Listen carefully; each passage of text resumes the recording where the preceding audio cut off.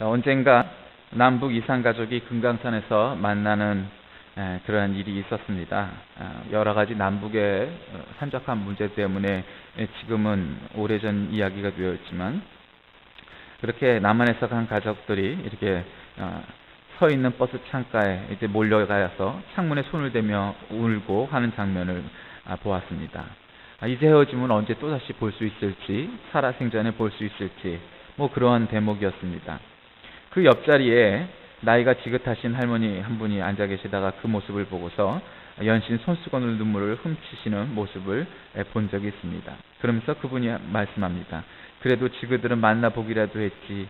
그래서 물어봤더니 그 할머니도 이북에 가족이 있으신가 봐요. 그랬더니 왜 아니겠어요. 살아있는지 죽었는지 알 수가 있어야지. 이렇게 헤어져서 다시 못 봐도 좋으니 한 번만이라도 봤으면 여한이 없겠습니다. 이렇게 대답했습니다. 이 할머니 말씀처럼 이산가족의 소원은 헤어진 가족, 생사도 모르는 그들을 단 한 번만이라도 보는 것이 소원일 겁니다. 모든 실향민들의 한결같은 소원입니다. 시각을 잃은 시각장애인들도 비슷한 소원일 겁니다. 한 분이 13살 때 시력을 잃었는데 똑같은 처지의 남편과의 사이에서 아들, 딸을 낳았는데 이분이 그럽니다. 그저 눈 한 번 떠서 자기가 낳은 자식들 얼굴 한 번 눈으로 봤으면 하는 게 소원이다 라고. 저는 시력이 썩 좋지는 않지만 그래도 별 문제 없이 안경의 도움으로 보는 데 지장이 없이 살아갈 수 있습니다. 그럼에도 불구하고 보고 싶은 사람들이 왜 없겠습니까? 우리 조상들, 예전에 만났던 사람들, 보고 싶은 사람들 많이 있습니다. 아버지라 부르는 하나님, 특히 그분을 직접 보는 것, 그거야말로 얼마나 보고 싶은 일입니까? 우리가 홍길동전에 호영호재, 호불호재 못했다 그런 거 있죠? 아버지를 아버지라 못하고 그러는 대목이 나옵니다. 그러니 우리 성도들이 하나님 아버지를 우리가 정말 육안으로 볼 수 있다면 그거야말로 얼마나 기쁜 일이겠습니까? 서양에 가면 오랜 역사 속에서 우리 프로테스탄트 개신교회와 또 카톨릭교회, 동방정교회 이런 여러 가지 교파의 그 예배당들이 있습니다. 그런데 거기 가면 특별히 이제 카톨릭이나 더 심한 것은 이제 동방정교회인데 가면은 여러 가지 형상들이 있습니다. 하나님 혹은 예수님, 여러 성자들 이런 모습이 있는데 쾰른 대성당에 가면은 이렇게 하나님의 모습을 형상한 게 있는데 수염을 허옇게 늘어뜨린 모습이랍니다. 아마 우리 동양에서 얘기하는 산신령이나 옥황상제하고도 비슷할 겁니다. 그러니까 그것을 거기다 이렇게 만들어 놓는 이유가 무엇이겠습니까? 사람들은 눈에 보이지 않는 하나님보다는 눈에 보이는 하나님을 선호하는 그러한 마음이 있기 때문입니다. 사람들에게 그러한 욕망이 왜 없겠습니까? 그냥 또 보는 대로 끝나지 않고 만지려고 합니다. 지금은 어떤지 모르겠지만 천안에 있는 독립기념관이 처음 생겼을 때 그 전시실 가운데 하나는 우리 독립투사들, 대통령들의 모습을 밀랍 인형으로 만들어 놨는데 한국 사람들이 그 밀랍 인형을 그냥 보는데 그치지 않고 꼭 만져봅니다. 그냥 이렇게 만져보는 것에 끝나지 않고 상처를 낸다거나 힘을 주어서 만져봐서 그 밀랍 인형이 망가지는 그런 일들도 참 많았다 하는 기사를 본 적이 있습니다. 보고 싶으면 보면 안 보고 있으면 보고 싶고 보면 또 만지고 싶고 한 것이 아마 사람의 속성인가 봅니다. 그런데 성경은 그와 같은 마음들에 대해서 아주 가차없이 차단합니다. 출애굽기 33장 20절에 이런 말씀이 있습니다. 내가 내 얼굴을 보지 못하리니 나를 보고 살 자가 없음이니라. 누구에게 하신 말씀인가 하면 하나님께서 모세에게 하신 말씀입니다. 위대한 하나님의 종 모세, 영안이 열린 모세 아니었습니까? 그런데도 그 모세에게 하나님의 얼굴을 보는 것을 금지하셨습니다. 네가 내 등을 볼 것이다. 오히려 22절엔 그런 이야기가 나옵니다. 이 구절도 많은 학자들은 신체의 등을 본다는 이야기라기보다 하나님에 대한 간접적인 인식을 나타내는 표현일 뿐이라고 해석을 합니다. 문자 그대로 하나님의 등이라도 우리가 본다면, 그러나 그것은 불가능한 일입니다. 하나님은 영이시기 때문에, 그것도 아주 거룩한 지존하신 분이기 때문에 우리의 육안으로는 도저히 하나님을 만날 수 없을 겁니다. 그러니 하나님을 볼 수 없는데 하나님을 그릴 수 있겠습니까? 하나님 모습을 어떤 상으로 빚을 수 있겠습니까? 그래서 이스라엘은 신형상 제작 금지 명령이라는 게 있습니다. 하나님을 그린다든가 하나님의 형상을 주상으로 만든다든가 하면 즉시 죽여버렸습니다. 왜냐하면 그렇게 내 안에 그 파악된 하나님을 밖으로 표출하는 것, 유한한 인간이 무한하신 하나님을 파악할 수 있다는 것, 그게 있을 수 없는 일이고 불경죄다라는 것입니다. 그런데 여러분, 오늘 우리 주님은 이런 상식과 전혀 다른 이야기를 하십니다. 하나님을 보면 죽는다, 이것이 상식적인 일일진데 하나님을 보는 것이 복이다, 완전히 180도 다른 이야기를 하시는 겁니다. 물론 엄밀히 따지면 자녀들이 아버지를 아버지라고 부르고 아버지를 보는 것은 지극히 자연스러운 일일 겁니다. 그 자연스러움이 지금까지 철저히 막혀 있습니다. 그걸 예수님은 정상으로 돌려놓으시려고 하는 겁니다. 아버지를 아버지라 부르고 아버지를 매일처럼 보며 살 수 있는 것, 그것은 얼마나 기쁜 일이겠습니까? 문제는 우리의 하늘 아버지가 거룩하신 분이기 때문에, 거룩하신 영이시기 때문에 우리의 육적인 아버지에 만나는 것처럼 그리 간단치 않다는 데 있습니다. 그 방법을 예수님은 이렇게 말씀하십니다. 마음이 청결하면, 우리 여기에 나오는 이 청결이라는 단어는 카타로스인데, 이 카타로스는 우리말로 청결로 번역했습니다마는 그것과는 조금 다른 의미, 혹은 더 폭넓게 사용되는 단어입니다. 때가 묻어 더러워지지 않은 깨끗한 옷을 설명할 때 이 카타로스를 씁니다. 흠이 없고 이물질이 섞이지 않은 사물을 설명할 때도 썼습니다. 물이 섞이지 않은 순수한 포도주와 우유를 말할 때도 카타로스라는 단어를 썼습니다. 또한 육체적으로 완전하고 아무 상처나 결핍이 없는 동물을 말할 때도 카타로스라는 단어를 썼습니다. 이 단어가 유대인들에게는 아주 친숙한 단어였는데, 왜냐하면 구약 성경에서 의식적인 정결함을 의미했기 때문입니다. 즉 제사장을 선정하는 규례에 있어서 제사장들에게서는 아론의 후손이어야 했고, 도덕적 성품, 영적인 통찰력, 그리고 선함, 경건과 거룩함 등은 별로 중요한 문제가 아니었습니다. 만약 어떤 사람이 거만하고 이웃에 해악을 끼치는 자라 할지라도 그가 아론의 후손이었다면 그는 제사장이 될 수 있었습니다. 이런 관점에서 볼 때 카타로스, 정결은 완전하게 의식적이고 의례적인 것입니다. 하나님 앞에 제사를 드리는 그러한 제물도 그렇게 깨끗하고 정결한 것이어야만 했습니다. 그래서 그들은 카타로스라는 단어를 이해할 수 있었습니다. 그런데 오늘 주님이 말씀하신 카타로스, 즉 정결, 청결은 외적인 것에 끝나지 않습니다. 이것을 내적인 문제로 바꾸어 놓으신 겁니다. 사람들은 대개 외적인 것으로 이 청결 혹은 이 카타로스라는 단어를 이해하기 쉬웠습니다. 그런데 예수님이 마음의 청결, 마음을 표현하실 때 쓴 단어가 카르디아인데, 이 단어는 칼 같은 마음이다. 우리가 흔히 헬라어 공부할 때 이제 그렇게 외우곤 합니다. 그러니까 이 카르디아, 마음의 청결이 있어야 한다는 겁니다. 마음이란 인간의 인격에서 가장 중요한 중심입니다. 생각하고 느끼고 결단하는 인격의 중심이 바로 마음 아니겠습니까? 그래서 마음은 어떤 부분이 아니라 지, 정, 이를 모두 포함하는 전인적인 것입니다. 사람의 모든 행동은 이 마음에서 다 흘러나오기 마련입니다. 생각이나 말, 표정이나 행동 등은 다 마음이라고 하는 이 셈에서 흘러나오는 것 아니겠습니까? 유행가 가사 가운데 잘 살고 못 사는 게 마음 먹기 달렸다, 뭐 이런 대목이 있습니다. 그런 게 있는데 어디 잘 살고 못 사는 것 뿐이겠습니까? 사람의 마음에 따라서 죽을 일도 살 수 있고 살 일도 죽을 수 있는 것이고, 그보다 더한 일들도 마음 하나 먹기 따라서 달라지는 것은 참 우리가 많이 볼 수 있는 사례입니다. 그런데 안타까운 것 하나는 하나님은 인간의 마음을 매우 부정적으로 보고 계십니다. 사실 그렇죠. 예레미야 17장 9절 말씀에 만물보다 거짓되고 심히 부패한 것은 사람의 마음이라 누가 능히 이를 알리요. 사람의 마음이 부패하고 타락했다는 것이 하나님의 진단이셨습니다.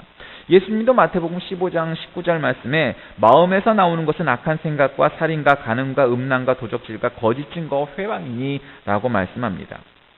여러분, 우리의 마음을 우리 스스로 판단해 볼 때 겉으로 보면 멀쩡한 신사숙녀일 것이고 멀쩡한 사람인데 우리의 안에는 그러한 마음들이 있다는 것을 우리 모두가 스스로 자각할 수 있을 겁니다. 로마서 1장 28절 말씀에 또한 그들이 마음에 하나님 두기를 싫어하매 라고 말합니다. 그거야 저기 있는 저 사람 이야기고 나하고는 상관없다, 그렇게 말할 수 있겠습니까? 그렇지 않습니다. 옥스퍼드 사전이 그 1999년판 20세기 단어 사전에 새로 올라온 단어가 하나 있는데 그것은 루키즘이라는 단어입니다. 보다 하는 룩과 이즘이 조합된 단어인데 외모를 근거로 판단하는 차별, 외모를 근거로 한 판단이나 차별, 이런 뜻을 갖고 있습니다. 사람들이 이제 외적으로 저 사람이 어떠한 옷을 입고 있고 어떤 헤어스타일을 갖고 있고 어떠한 외모를 갖고 있느냐, 그런 것에 우리가 집착하고 중심을 두고 하고자 하는 것을 비판하는 단어이고 그런 세태를 반영하는 단어입니다. 지금 세상이 그리 가고 있는 것 아닙니까? 요즘 그 설이나 추석 때 보면은 특집 프로그램을, 예전에는 외국인 장기자랑 대회 이런 거 많이 했지만 요즘은 하도 외국인들이 많다 보니까 새로운 프로그램들이 생겼는데 그 중에 하나가 동안 프로그램입니다. 거기서 한 사람이 나왔는데 아주 여자가 얼마나 피부가 곱고 젊었는지 나이가 40이 넘고 50이 다 됐는데도 보면은 20대 아가씨 같은 그런 모습으로 나오는 것을 봅니다. 근데 그 세안을 하는 것이 그냥 우리가 비누로 닦고 무슨 폼으로 닦고 하는데 끝나지 아니하고 무슨 쌀뜨물, 쌀겨 이런 여러 가지 해서 한 번도 아니고 두 번, 세 번 해서 닦고, 게다가 끝나지 아니하고 얼굴을 이렇게 닦은 다음에 얼굴에 손도 잘 대지 않는, 그렇게 하면서 공을 들이는 모습을 보았습니다. 그럼에도 불구하고 사람의 얼굴이, 사람의 피부가 백옥이 되지는 않습니다. 사람이 아무리 화장을 해도 그렇게 되지 않죠. 예전에 우스갯소리였는데 화장에 대한 일화를 그렇게 말하지 않습니까? 10대가 화장을 하면 치장이고, 20대가 하면 화장이고, 30대 가면 분장이고, 40대 가면 변장이고, 50대 가면 환장이다. 이런 말이 있었습니다. 우리가 화장으로 아무리 우리의 얼굴을 더 아름답게 보일 수 있게 할 수는 있지만 우리의 근본 모습을 변화시킬 수는 없습니다. 그래서 예수님은 모든 문제들의 진원지가 바로 이 마음이다라고 진단하시는 겁니다. 사람들 생각은 좀 다르겠지만 말입니다. 그래서 모든 문제의 원인을 사람들은 환경에서 찾지만 하나님께서는 우리들의 마음으로부터 그 문제의 근원을 찾으십니다. 페르조나라는 단어가 있습니다. 원래 이 페르조나라는 라틴어는 배우들이 무대 위에서 공연할 때 쓰는 가면, 마스크를 의미합니다. 근데 이제 거기서 person이라는, 인격이라는 단어가 왔죠. 근데 왜 그렇겠습니까? 인격이라는 것이 어떤 면에서는 배우들이 쓰는 그런 가면, 탈, 마스크처럼 우리들의 본 모습을 가리는 인위적인 훈련된 모습이다라고 표현하는 그러한 말 아니겠습니까? 우리가 교양을 갖고 있고 상식과 에티켓과 도덕과 윤리를 갖고 있어도 사실은 그 많은 부분들이 그런 페르소나, 즉 인격은 그런 가면으로부터 오는 거 아니냐. 물론 그런 부분도 필요합니다. 그러나 우리 내면에 있는 모습 가운데 그런 페르소나를 벗겨내고 가면을 벗겨내고 우리의 마음 그 자체가 온전히 순전한 모습으로 살아가느냐 하는 문제는 또 다른 차원의 문제일 겁니다. 그래서 예수님이 제안하시는 청결한 마음이란 하나님과 사람들에 대한 생각들, 동기들에 아무런 이물질이 섞이지 않은 사람, 그의 생각과 마음의 동기까지도 절대적으로 깨끗한 사람, 하나님이 인정하시는 사람, 바로 그것을 의미하는 것입니다.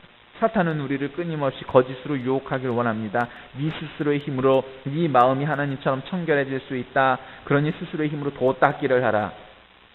저는 참 불교가 좋은 느낌의 그런 부분이 있습니다. 그럼에도 불구하고 불교가 근본적인 진리가 될 수 없는 사유는 단 한 가지라고 저는 생각합니다. 그건 뭐냐면 불교가 얘기하는 사람이 도를 닦고 깨닫고 깨우침을 하면서 해탈에 이르면 그가 부처가 되고 스스로 신이 된다고 말하지만 저는 그 자체가 불가능하다고 생각합니다. 어느 한순간 우리는 깨달을 수 있고 깨우칠 수 있고 해탈의 경지에 오를 수 있습니다. 우리로 말하면 성령 충만할 수 있고 정말 내가 이 세상의 모든 게 나일 것처럼 그리고 또 이 세상의 모든 진리를 깨달은 것과 같은 그런 생각이 들 순간이 사람에게는 있을 수 있습니다. 그러나 그것은 순간입니다. 사람은 결코 신이 될 수 없습니다. 사람은 스스로를 구원할 힘이 없습니다. 사람은 깨달을 수 있지만 그 지존의 자리에까지 스스로 올라갈 수 없습니다. 왜냐하면 사람은 죄인이기 때문입니다. 타자, 즉 내가 아닌 우리에게 오신 하나님께서 우리의 죄를 굽어 살피시고 우리를 용서하시고 우리를 자녀 삼으셨을 때 우리가 죄인의 모습에서 하나님의 자녀가 되는 것이지 내 스스로 나를 구원하고 다른 사람을 구원시킬 수 없다는 것입니다. 만일 우리가 죄가 없다고 말하면 스스로 속이고 또 진리가 우리 속에 있지 아니할 것이다. 요한일서 1장 8절은 우리에게 말씀합니다. 오늘 본문의 이 청결이라는 단어는 유대교에 있어서 물로 씻어내는 의식을 상징하는 단어였습니다. 하나님께서 하나님의 정하신 의식에 의하면 우리의 마음을 씻어내야 한다는 것입니다. 그러면 하나님께서 정하신 의식은 뭡니까? 우리의 마음을 씻어내는 건 어떻게 씻어냅니까? 구약의 짐승의 피로 우리의 마음을 씻을 수 없습니다. 그건 상징일 뿐입니다. 우리의 마음을 실제로 씻는 능력은 무엇입니까? 그것은 오직 하나, 예수 그리스도 뿐이십니다. 예수 그리스도의 피, 사도 요한의 선포에 한번 살펴보십시오. 요한일서 1장 7절에 그 아들 예수의 피가 우리를 모든 죄에서 깨끗하게 하실 것이요 라고 말씀했습니다. 우리의 마음이 죄로 인하여 주홍 같을지라도 진홍같이 붉을지라도 먹처럼 검을지라도 우리 주님의 보혈의 피는 우리의 마음을 청결케 하기에 부족함이 없습니다. 여호와께서 말씀하시되 오라 우리가 서로 변론하자. 너희의 죄가 주홍 같을지라도 눈과 같이 이어질 것이요 진홍같이 붉을지라도 양털같이 희게 되리라 말씀하셨기 때문입니다. 에스겔 36장 26절 27절 말씀에도 또 새 영을 너희 속에 두고 새 마음을 너희에게 주되 너희 육신에서 굳은 마음을 제거하고 부드러운 마음을 줄 것이며 또 내 영을 너희 속에 두어 너희로 내 율례를 행하게 하리니 너희가 내 규례를 지켜 행할지라 말씀했습니다. 누가 나를 미워합니까? 마음의 상태를 청결히 유지하는 자는 자신을 미워하는 자를 위하여 기도함으로 그 마음의 청결함을 잃지 않습니다. 너무 일이 많아서 지쳐 쓰러질 것 같습니까? 마음이 청결한 자는 하나님을 바라며 참고 인내할 수 있습니다. 억울한 일을 당하셨습니까? 마음이 청결한 자는 분노로 자신의 영혼을 파괴하는 것을 허락치 아니합니다. 눈 한 번 감고 속이면 수억을 벌 수 있어도 마음의 청결을 유지하려는 자는 결코 자신을 속일 수 없고 더더욱 하나님을 속일 수 없다는 것을 알고 있습니다. 바로 이 은혜에 동참하시는 여러분이 되시길 축원합니다. 잘못을 인정하는 것, 잘못을 인정하지 않으면 진정한 회개를 할 수 없기 때문에 남을 탓하지 않고 환경을 탓하지 않고 잘못을 승화시켜 좌절하지 아니하고 포기하지 아니하고 잘못을 극복할 능력과 기회를 얻게 되는 것입니다. 그러므로 우리는 하나님 앞에 진심으로 회개해야 합니다. 내일의 축복은 회피에 있지 않고 회개에 있는 것입니다. 사람에게 하나님께서 약속하신 이 은혜가 주어져 있고 그 은혜에 순종하는 자는 이와 같은 은혜를 받을 수 있게 되는 것입니다. 마음이 청결한 사람은 하나님이 계신 것과 그 하나님이 어떠한 분이라는 것을 깨닫을 수 있고 그분의 존재를 느끼고 내 곁에 와 계시다는 것을 느낄 수 있습니다. 그래서 우리는 예수님을 믿는 것이고 막연하게 하늘에 계신 어떤 하나님, 우리가 만질 수도 느낄 수도 없는 그런 하나님이 아니라 우리의 인격에 오시고 우리의 마음속에 오셔서 우리와 동행하시고 우리의 마음을 돕는 그 임재하시는 하나님을 믿고 살아가는 것입니다. 나아가 하나님의 은혜와 능력을 경험하는 삶을 살 수 있게 되는 것입니다. 단지 하나님의 존재를 느끼는 것에서 끝나지 아니하고 그분이 내 마음속에 오셔서 함께 하시고 내 삶을 간섭하고 다스리시고 우리와 동행하시는 하나님 말입니다. 은행에서 돈을 대출받았던 기업인이 있었습니다. 그는 6.25 때, 1.4 후퇴 때 은행에 찾아가 돈을 갚으려 했습니다. 그러자 창구 직원이 아니 이 난리통이 어떻게 될지도 모를 일을 굳이 갚을 필요가 없다며 피난이라 가라 이렇게 말합니다. 그래도 그 기업인은 굳이 돈을 갖고 난 후에 피단길에 올랐습니다. 후에 이 기업인이 제주도에서 군부대 생선을 납품하는 원형업에 뛰어들 기회를 얻게 되었습니다. 그러나 돈도 담보도 전혀 없었습니다. 사업자금 융자를 신청하기에 은행에 찾아갔습니다. 그런데 은행장이 바로 1.4 후퇴 때 빌린 돈을 갖고 피난을 갔던 그 기업인을 알아보고 결국 무담보로 2억을 융자해 주었습니다.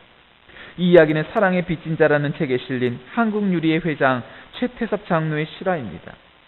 마음이 청결한 사람, 하나님 앞에 정직한 사람, 이와 같은 은혜와 복을 누리며 살고 이와 같은 은사를 받게 돼 있음을 여러분 기억하시기 바랍니다. 시편 11편 7절에 이러한 말씀이 나와 있습니다. 여호와는 의로우사 의로운 일을 좋아하시나니 정직한 자는 그 얼굴을 배우리로다. 아멘. 마음이 청결한 사람들에게 있어서 하나님은 살아계신 하나님입니다. 내 삶 속에 깊숙이 찾아오시고 개입하시는 하나님입니다. 내 삶의 은혜와 복과 능력을 부어주시는 하나님이십니다. 이 하나님이 여러분의 하나님이 되시길 주의 이름으로 축원합니다. 마음이 청결한 사람, 그래서 하나님을 보며 사는 귀한 성도들에게는 환경도, 자원도, 돈도, 다른 사람들도 나를 알아주지 못하는 것 같고 내가 잘 안 되는 것 같을지라도 그 마음의 청결함으로 인하여 결국 하나님께서 그 마음을 귀히 보시고 그 청결한 자를 쓰실 것입니다. 이 하나님의 약속을 믿고 나아가시는 저와 여러분이 되시길 주의 이름으로 간절히 축원합니다. 기도하겠습니다. 살아계신 하나님, 마음이 청결한 자에게 복이 있다고 말씀하셨습니다. 우리의 마음도 그와 같이 정결한 마음으로 살아가게 하여 주옵소서. 오직 예수 그리스도의 마음으로 살아가게 하셔서 이 세상을 살아가며 닥치는 환난과 걱정과 문제 모두를 이겨나갈 만한 믿음의 사람 되게 하여 주옵소서.